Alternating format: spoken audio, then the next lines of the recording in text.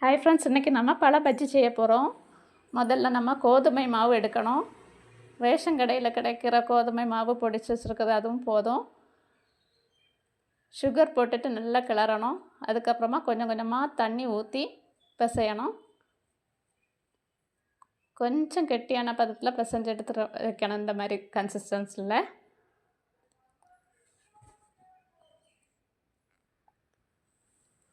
அதுக்கப்புறமா கொஞ்சம் அரிசி மாவும் போட்டால் கொஞ்சம் கிறிஸ்பினஸ்ஸாக இருக்கும். அதையும் சேர்த்துக்கிடணும்.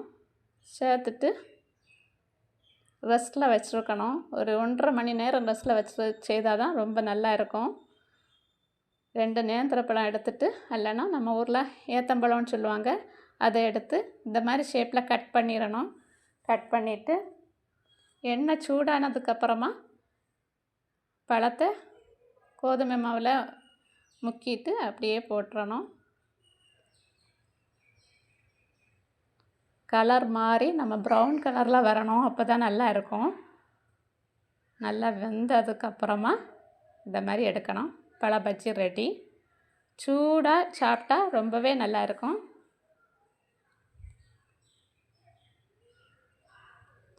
இந்த வீடியோ பார்க்குற அனைவருக்கும் ரொம்ப ரொம்ப நன்றி.